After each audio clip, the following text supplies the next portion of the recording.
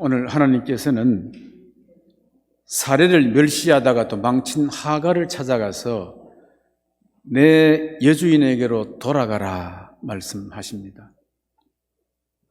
인간에게 발생하는 모든 문제들의 근본 원인을 보면은 다 자기 위치를 지키지 아니하고 자기 위치에서 떠남으로 시작된 것이 참 많습니다. 유다서 1장 6절 말씀에 보면은요, 또 자기 지위를 지키지 아니하고 자기 처소를 떠난 천사들을 큰 날의 심판까지 영원한 결박으로 흑암에 가두시며 했습니다. 천사장이었던 루시엘이 사단 마귀가 되어가지고 영원히 하나님의 심판을 받을 수밖에 없게 된 것은 자기 위치를 지키지 아니하고 자기 처소를 떠났기 때문이다, 이런 것입니다. 또 창세기 3장 9절 말씀에 보면은요, 아담이 범죄하고 나무 그늘 밑에 숨었습니다. 그때 하나님이 아담을 부르시며 말씀합니다. 아담아, 네가 어디 있느냐 그랬습니다. 이건 아담이 어디 장소에 숨었는지 장소를 묻는 게 아닌 것입니다. 하나님이 그건 모를 리가 없기 때문이지요. 아담아, 네가 어디 있느냐? 네가 왜 본래 네 위치를 지키지 아니하고 피조물이 하나님 되려고 했느냐? 그런 말씀이지요. 그래서 아담이 에덴에서 쫓겨나고 고통과 수고, 영원한 죽음의 형벌을 받게 된 것입니다. 마태복음 26장에 보면은 예수님의 제자 가룟 유다도 자기 직분을 지키지 아니하고 자기 지위를 지키지 아니하고 떠났기 때문에 영원 지옥에 떨어지게 되었습니다. 그래서 오늘 하나님께서 주시는 말씀은 네 자리로 돌아가라, 그런 말씀하십니다. 네 위치로 돌아가라, 이런 말씀을 하십니다. 여러분, 부흥 집회나 산기도에 간다든지 할 때는요, 꼭 부부가 함께 가는 게 좋습니다. 한 사람만 가면은 보통 때보다 한 사람이 신령한 은혜를 받습니다. 성령 충만을 받습니다. 말씀이 속에 들어가니까, 천지를 창조한 말씀이 내 안에 들어가니까 걱정이 사라지는 거예요. 원망도 사라지는 겁니다. 미운 사람도 용서하고 또 용서하고, 그렇게 해서 이제 은혜 충만하게 되어서 내려오지 않습니까? 근데 집에 내려오면 현실은 바뀌어진 게 없어요. 내려오면은 여전히 아이들은 문제를 일으키고, 세금 독촉장은 날아와 있고, 남편은 술 마시면서 이 예편네 밤중에 어딜 돌아다니느냐, 어느 놈하고 붙어냈냐, 이런 소리를 들으면요, 그 부흥 집회에서 받고 산기도했던 그 은혜와 믿음이 그 유지하기가 정말 어렵습니다. 산산조각 나버리지 않습니까? 지금 아브라함이 지금 그런 상황에 처해진 겁니다. 아브라함은요, 깊은 기도 가운데 하나님을 만났어요. 그리고 하나님부터 또 약속을 받습니다. 나는 너의 방패고 나는 너의 상급이다. 내가 너에게 자손을 주겠다. 너에게 땅을 주겠다. 이 약속을 하시잖아요. 구두 약속만 아니고 피 언약과 횃불 언약으로 징표까지 받았습니다. 지금 당장 현실은 변함이 없어도 그 은혜와 믿음이 충만해가 집에 들어왔습니다. 그런데 집에 있던 사례는 어떻습니까? 전혀 아브라함과 다른 생각으로 충만해져 있는 것입니다. 그 내용이 오늘 본문의 2절 말씀이에요. 2절 말씀을 보면은 사례가 말합니다. 사례가 아브라함에게 이르되 여호와께서 내 출산을 허락하지 아니하셨으니 원하건대 내 여종에게로 들어가라. 내가 혹 그로 말미암아 자녀를 얻을까 하노라 하매 아브라함이 사례의 말을 들으니라. 아브라함은 하나님 믿는 믿음으로 충만해져 와 있는데 사례는 하나님 믿는 원망으로 충만해져 있는 겁니다. 여호와께서 이때까지 내 출산을 허락하지 않았다는 겁니다. 그래서 대안이 뭡니까? 이성적 대안을 이제 제시하는 겁니다. 나는 안 되니 내 여종에게로 들어가서도 자녀를 낳으라는 겁니다. 여러분, 우리 가운데 중대한 문제가 벌어졌을 때에 믿음으로 기다려보자 라고 하는 말이 설득일 없겠습니까? 아니면 이성을 근거로 해서 현실적 대안을 제시하면서 이거 실행해보자라고 하는 말이 설득을 얻겠습니까? 보이는 현실 앞에서 보이지 않는 믿음은요, 설득력 얻기가 힘이 듭니다. 대부분 사람들은 이성적이고 합리적 대안을 제시하면은 다 그 현실을 선택하게 되어 있습니다. 보이지 않는 믿음이라는 것을 선택하고 결의하겠습니까? 사례가 생각할 때에 하나님이 아브라함에게 자손을 주겠다고 약속하셨지만은 그렇게 약속한 지가 10년이 지난 것입니다. 10년이 지난 동안에 사례 자신이 경수가 끊어진 겁니다.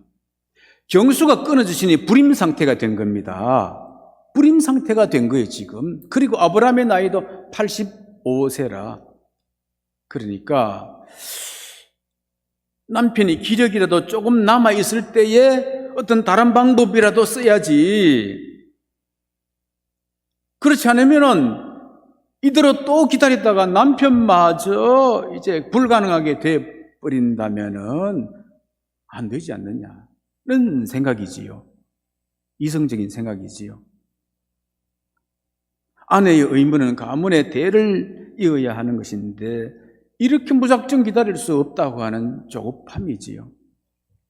사례의 생각은요, 상당히 현실적이고 이성적이고 합리적인 생각입니다.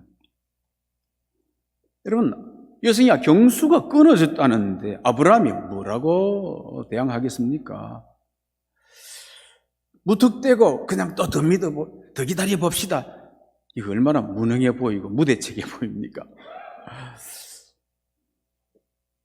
설사 아브라함이 난 그럴 수 없어. 하나님이 내 몸을 통해서 상속자가 날 것이라고 하지 않았소.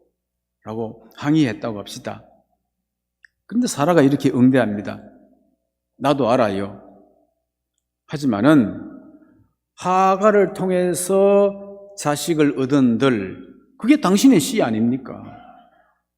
나는 이미 경수가 끊어졌으니 당신 몸을 통해서 날짜라고 하는 것은 다른 여인을 통해서라도 당신의 씨를 주시겠다고 하는 말씀 아닙니까? 여러분 어떻습니까?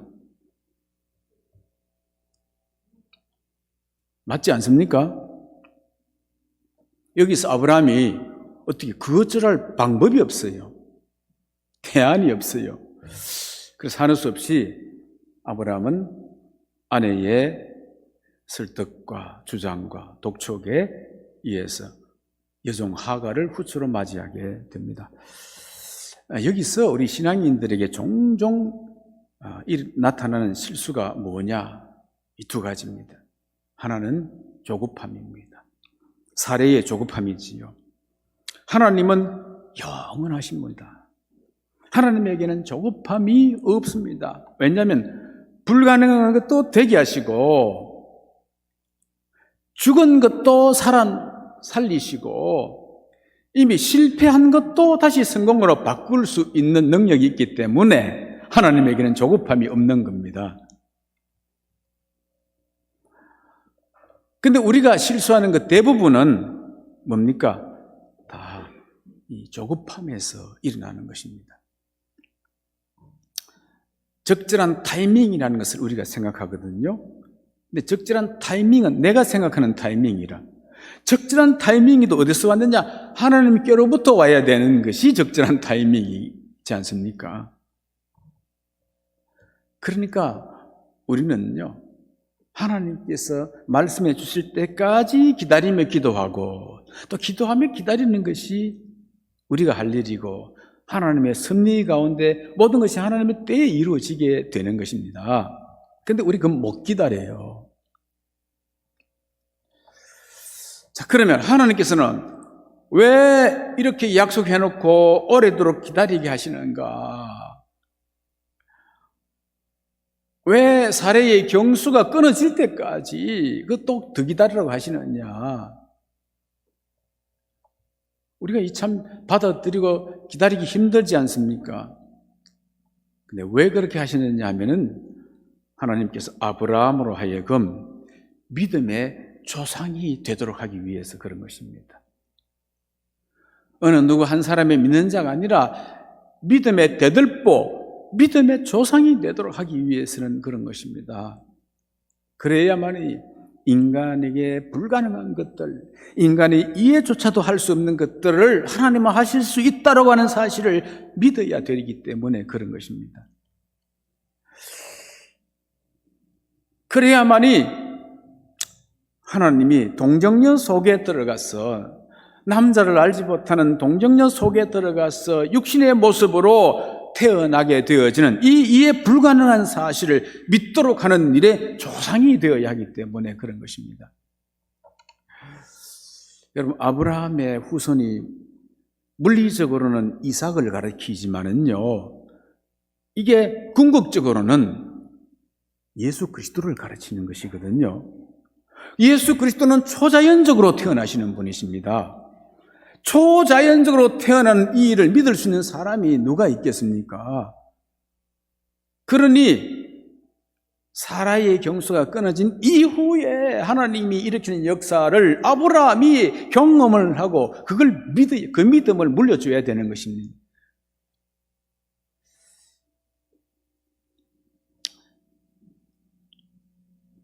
우리의 조급함이 한계지요. 실수지요. 두 번째 나타나는 실수는요, 아브라함이 하나님께 되물어보지 않았다는 것입니다. 네 몸에서 날짜라는 말이 아브라함의 몸만 말하는지 혹은 사레의 몸도 포함되는지 이거를 하나님께 물어봐야 돼요.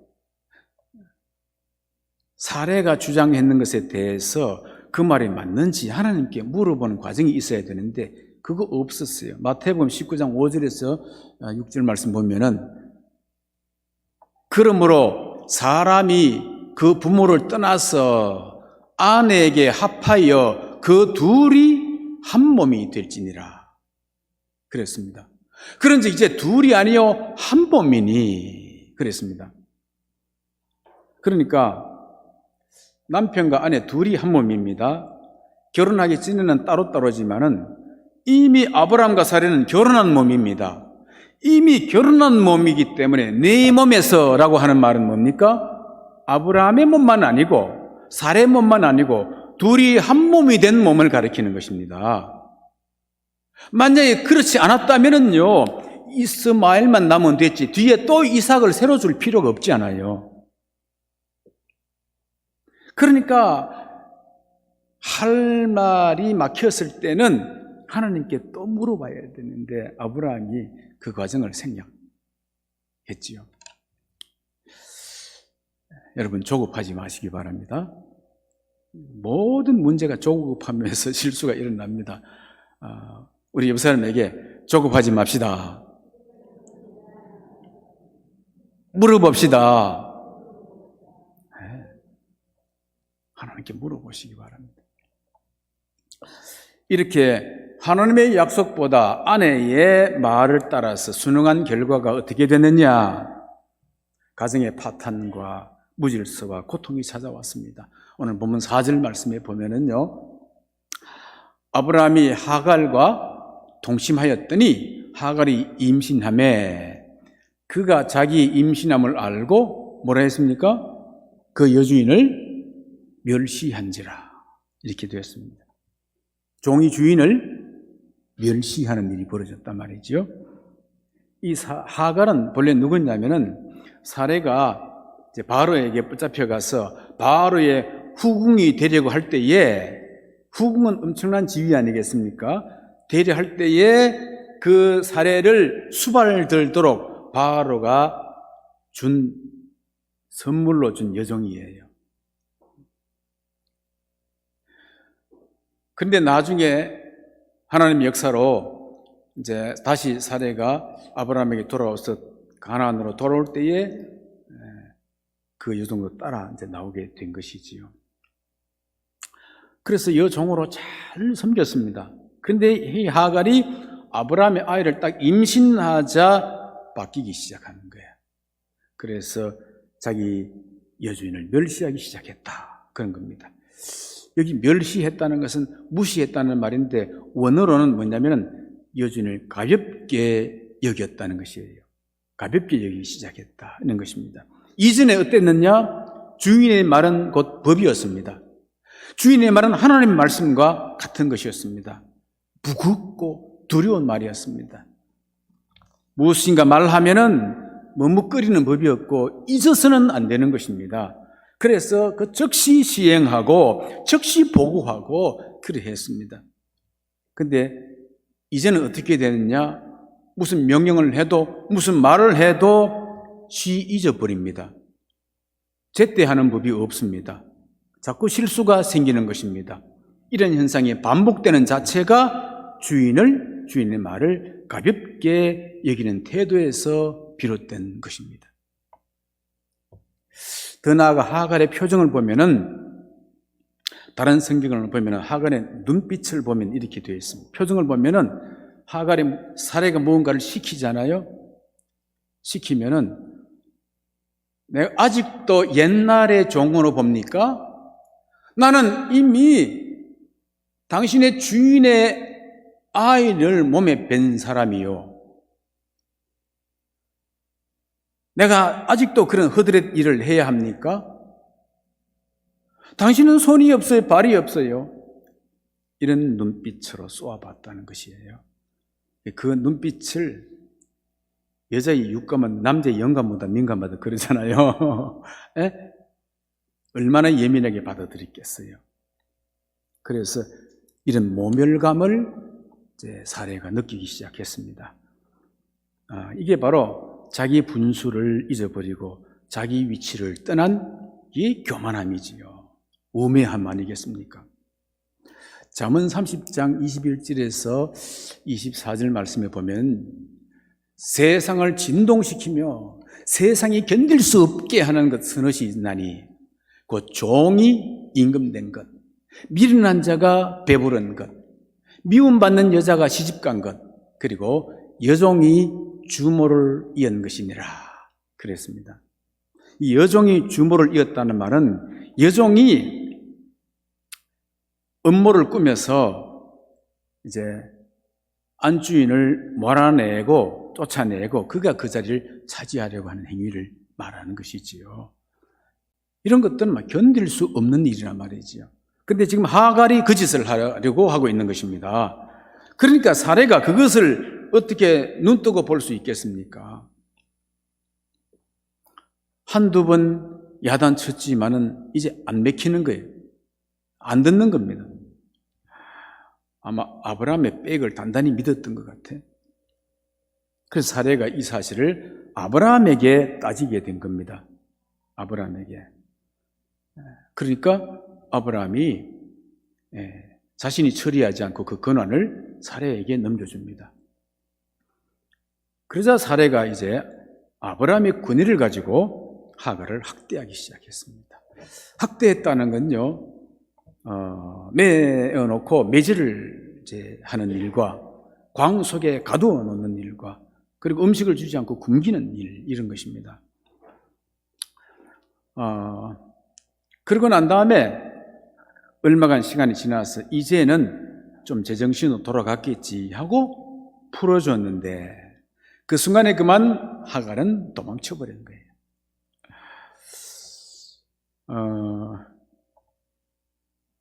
여러분, 하갈이 이제 막 더 이상 고통을 참지 못하겠고 분해서 도망을 쳤지만은 그럼 해결이 됩니까? 그때부터 양식이 있습니까? 물이 있습니까?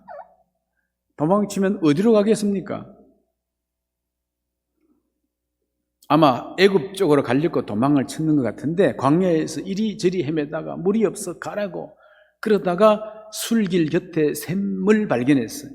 오아시스처럼 발견한 얼마나 귀한 샘입니까? 그 상황에 보통 사람도 귀하게 끊을 이 하갈에게 얼마나 귀한 샘이겠습니까? 그 샘을 만나서 정신없이 물을 품마셨습니다. 그런 다음에 퍼질고 앉아서 한탄합니다. 하나님, 나 이제 어떻게 하란 말입니까? 내 어디로 가야 됩니까? 이대로 죽겠습니다. 애굽으로 가자니 사하라 산맥을 넘어가야 되는데 양식도 없어. 돌아갈 수도 없어. 어찌해야 됩니까?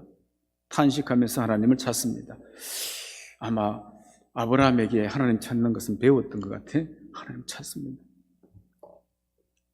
그런데요, 그 오아시스에서 물을 발견해서 물을 마셔도 탄식합니다. 왜냐? 그 물이 자신의 근본적 문제를 해결해 줄 수가 없기 때문에 그렇습니다. 그 물이 영혼의 갈증을 해결해 줄 수 없기 때문에 그렇습니다. 인생에서 주어지는 모든 것들은요, 우리 눈앞에 육신에 채워지는 것이지만 그게 근본적으로 우리 문제 해결해 줄 수 없는 것입니다. 정말 진짜 참물은 어떤 물입니까? 진짜 참샘은 어떤 샘입니까? 그건 예수님의 십자가 보혈이 참샘인 것입니다. 그걸 찾아야 돼요. 십자가 보혈이 우리에게 참물이고 참샘이 되는 겁니다. 참샘물이 주님의 십자가 보혈인 것입니다. 주님을 떠나서 어디에 참물이 있겠습니까? 이제 그때에 하나님의 사자가 나타났습니다. 그렇게 해서 묻습니다. 사레의 여종 하가라, 네가 어디서 와서 어디로 가느냐 물었습니다. 여러분, 이런 질문을 우리가 문맥을 통해서 잘 파악해야 됩니다. 어디에서 와서 어디로 가느냐가 문제가 아닙니다. 저 헤브론에서 와서 내 지금 광야로 나갑니다, 이 말이 아닙니다. 하가라 이래 물은 게 아니에요. 앞에 뭐라고 물었습니까? 사레의 여종 하가라, 네가 어디서 와서 어디로 가느냐 이래 물었단 말이죠. 이 질문은 어느 지역에 와서 어디로 가느냐가 아니고 네 본래 자리가 어디였느냐, 네 본래 위치가 어디였느냐, 어째서 네 본래 위치를 떠나서 다른 곳으로 가려고 하느냐 하는 것이지요. 그때 하갈이 대답합니다. 어떻게 대답하느냐? 내가 사례를 피하여 도망하나이다 이래 하지 않습니다. 앞에 물었던 것처럼 똑같이 내가 누구를 피하여? 내 여주인 사례를 피하여 도망하나이다. 그제서야 자기 위치를 깨닫게 되는 것입니다. 그러자 여호와의 사자가 말하는 겁니다. 본래 네 집으로 돌아가라, 헤브론으로 돌아가라 그러지 아니하고 어떻게 해요? 네 여주인에게로 돌아가라 이렇게 말씀합니다. 돌아갈 곳이 장소가 아니고 누구예요? 여주인 밑으로 돌아가라. 여주인에게 돌아가서 그 수하에 복종하라 이렇게 말씀합니다. 네 위치를 되돌아가라. 여러분, 이제 문제의 해결의 실마리를 준 것이지요. 그런데 하갈이 돌아갈 수 있겠습니까? 정상적으로 못 돌아갑니다. 왜? 돌아가면은 죽습니다. 도망친 노예 주인에게 잡히면 죽습니다. 아니면 불구가 됩니다. 못 돌아가요. 도저히 돌아갈 수 없는데도 하갈이 돌아갑니다. 어떻게 해서 돌아가느냐? 10절 때문에 그래요. 10절 말씀 같이 읽어보겠습니다. 여호와의 사자가 또 그에게 이르되 내가 내 씨를 크게 번성하여 그 수가 많아 셀 수 없게 하리라. 이게 약속이 있는 것이죠. 하나님의 약속. 내가 너와 내 아이를 보장하겠다. 그런 것이죠. 크게 번성하게 하겠다 하는 약속을 주신 것입니다. 이 말은 내가 돌아가도 내 인생과 내 아이의 문제를 내가 보장한다 하는 말씀입니다. 그래서 하갈은 하나님의 약속의 말씀을 믿고 이제 돌아가는 것입니다. 죽을 각오를 하고 매맞을 각오를 하고 가장 낮은 자세가 되어져서 돌아갑니다. 천의 자세가 되어져서 주인에게 돌아가는 것입니다. 사례 앞에 무릎을 꿇고 빕니다. 인전을 죽여주시옵소서. 죽을 죄를 졌습니다. 그런데 놀라운 것은 매질이나 징벌이 돌아온 것이 아니고 여주인 사례가 달려나와서 하갈을 맞이하는 겁니다. 하나님께서 이미 아브라함과 사례의 마음을 딱 변화시켜 놓은 것이지요.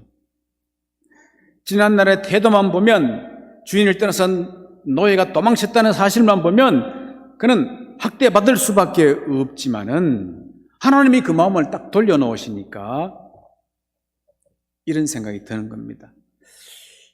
혹시 그 아이가 나가서 그 몸에 밴 아브라함의 씨가 잘못되면 어떻게 될까? 이런 것이죠. 그 아이마다 잘못된다면 내가 남편 볼 면목이 뭐가 있겠노? 이런 생각이 드는 것입니다. 그리고 본래요, 함께 있을 때는요, 이렇게 잘 해보자고 서로 싸우기도 하고 다투기도 하고 뭐 그러다가도 떠나면요, 그 미운 감정은 사라지고 좋았던 추억만 남게 되는 것이잖아요. 얼마나 이 사레에게 하갈이 잘했고 또 사레가 하갈을 사랑했는지 그런 것만 남는 거예요. 그래서 하갈이 돌아오니까 그래 반가울 수가 없는 겁니다.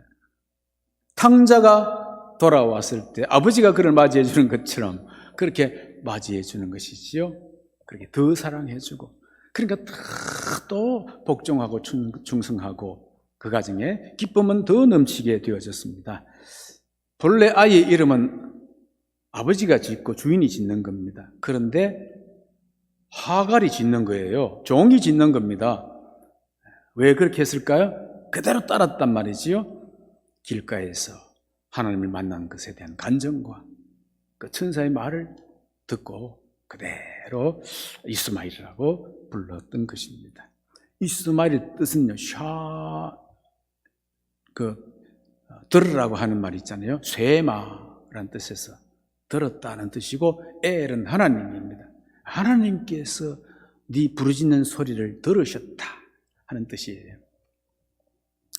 여러분, 오늘 하나님 주신 말씀이 무엇이십니까? 내 자리로 돌아가라 했습니다. 인생길은 주님에게 있습니다. 주님이 길입니다. 우린 전부 다 주님에게로 돌아가야 되는 줄 믿습니다. 호텔의 객실 열쇠는요, 하나입니다. 이 방문의 열쇠를 가지고 저 방문을 열 수가 없습니다. 그런데 놀라운 것은요, 객실이 2,000개가 되어도 다 여는 키가 있습니다. 마스터 키라는 것입니다. 그것만 쥐면은 모든 문 다 열 수 있습니다. 기도는 하나님께서 우리에게 주신 마스터 키와 같습니다. 무슨 문제가 있어도 말이죠. 내 가정의 문제나 내 일터의 문제나 교회의 문제나 건강의 문제나 무슨 문제가 있어도 하갈 같은 자세가 되어서 하갈처럼 부러지려면 들으시는 분이십니다. 그리고 하나님은 살피시는 하나님이십니다. 부러지실 때 찾아오시고 길을 열어주시고 문을 열어주시는 분이신 것입니다. 한 부인이 사고로 두 팔을 잃고 난 다음에 예수를 믿었습니다. 예수 믿고 나니까 가치관이 달라지는 거예요. 은혜가 너무 고맙고 감사한 겁니다. 그래서 뭔가를 봉사하고 싶은 거예요. 그런데 할 수가 없잖아요. 하나님, 나도 뭔가를 봉사하고 싶은데 팔이 없으니 아무것도 할 수 없습니다. 그러고 있는데 성령께서 감동을 주시는 겁니다.